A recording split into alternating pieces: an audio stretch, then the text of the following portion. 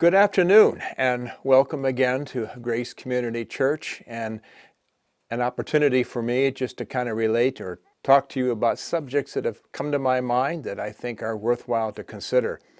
The one I want to talk to you about today is just plain waiting. Waiting is really tough, and to be candid, I don't do it well. The frustration of it is somehow related to the sense of delayed anticipation of the event being waited for. But the real kicker is the sense of delayed anticipation. And what to do with time in between can be agonizing. Seems like life itself is just one long series of waiting. Of course, we wait for our birthdays, we wait for Christmas, wait each day for the school clock to strike 3, wait for summer vacation, wait in lines, wait at the license bureau, wait in traffic, wait at the doctor's office, wait for the mail, wait for our kids to finally grow up, wait. See what I mean? It's all about waiting and what to do with the time in between. As I'm writing this, I'm thinking particularly with this annoying virus that forces me to wait for life to begin again. Alas, I have never been good at waiting. Never, ever. But now that I have introduced the subject with a distinct whine, let me assume that I am not standing alone whining. But there are fellow whiners out there, grumblers if you prefer to call them. So it may be of some comfort to realize that when it comes to waiting, no one is unique, but that you will find some extraordinary examples of those who had to wait from the Bible. Just consider how long Noah waited while he built this oversized ship in dry dock, not to mention the jokes and insults he must have endured. I wonder if he whined about the arduous wait in that nauseous and smelly animal shelter during the flood. Incidentally, it appears he did well, although his days must have been filled with hard labor caring for all those animals. And then there is the patriarch Job, who had to wait for answers to circumstances he could not understand. And when it comes to being patient, I find a real comrade in Job. He said, "Oh, that I might have my request, and that God would fulfill my hope, that it would please God to crush me, that he would let loose his hand and cut me off. This would be my comfort. What is my strength that I should wait? And what is my end that I should be patient? Is my strength the strength of stones? Or is it my flesh bronze?" In other words, I just can't expect me to wait this through. One could say that Job was not content by any reasonable standard, but then again, to his credit, his times were filled with agony and words of discomfort from his so-called friends.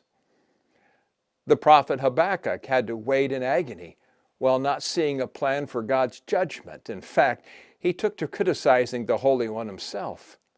"O Lord," he said, "how long shall I cry for help, and you will not hear? Or cry to you violence, and you will not save? Why do you make me see iniquity, and why do you idly look at wrong? Destruction and violence are before me. Strife and contention arise, so the law is paralyzed, and justice never goes forth. For the wicked surround the righteous, so justice goes forth perverted." Well, later, when he learned of the plan, he had to wait with anticipation of being conquered by the Babylonians. In the end, however, he reported that although his legs trembled beneath him, and that he would wait quietly for the day of trouble to come upon the people who would invade him, it's simply inspirational that he determined to rejoice in the Lord even if the economy should tank. Then there, of course, are the psalmists, who oftentimes spoke of waiting upon the Lord while expressing the agony of waiting during times of great wickedness, while waiting God to judge that and for the Holy One to establish righteousness on earth. We even find it in the book of Revelation, as the martyrs are asking how long do they need to wait for the Lord to avenge their deaths. How long? Waiting. Life is really all about waiting, isn't it? The only exceptions, of course, are those things we would prefer to be put on hold for a lifetime, notably death and maybe those awkward moments. But wait a minute. The Bible not only records those who found themselves waiting for various reasons, it also delves into a theology of waiting. Paul tells us in Romans 8:19 through 25, that creation itself groans because it is waiting to be renewed. Then immediately he tells us that we ourselves groan for the same reason.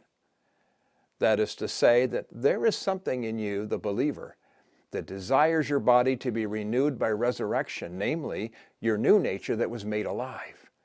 How do I know this? Because my body groans as it waits with anticipation for this renewal. I just need to pay attention to this truth when I experience this groaning. But it doesn't end here, because Paul writes, if we hope for what we do not see, then we wait eagerly for it with patience.